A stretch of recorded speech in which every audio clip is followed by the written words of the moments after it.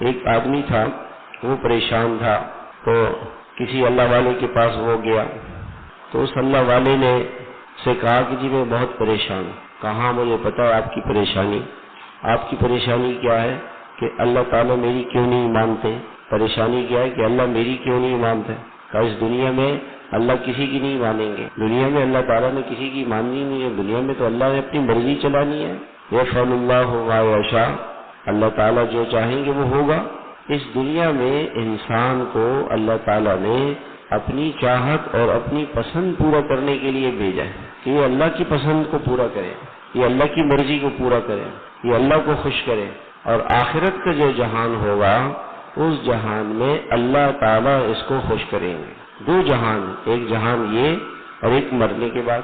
اس جہان میں انسان کی ذمہ داری ہے کہ وہ اللہ کو خوش رکھے، اللہ کی خوشیوں کو دیکھے کہ میں کیسے اللہ تعالیٰ کو خوش رکھوں۔ ہر وقت اس کو پریشانی کیا ہو؟ یہ پریشانی ہو کہ کہیں اللہ تعالیٰ میرے سے ناراض تو نہیں ہو گئے، یہ خوف لگا رہے۔ تو انسان اس دنیا میں کیوں پریشان ہو؟ اس لیے پریشان ہو کہ کہیں اللہ پاک ناراض تو نہیں ہو گئے۔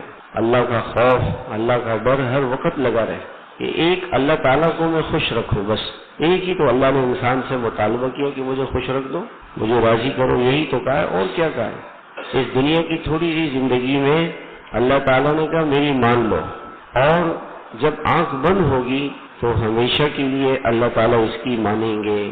جب یہ جنت میں جائے گا تو اس کی ساری چاہتیں پوری ہوں گی، ساری خواہشیں پوری ہوں گی، کبھی اللہ تعالیٰ اس کو پریشان نہیں کریں گے۔ جنت میں لا خوف علیہم ولا هم یحزنون، کوئی خوف نہیں ہوگا، کوئی غم نہیں ہوگا۔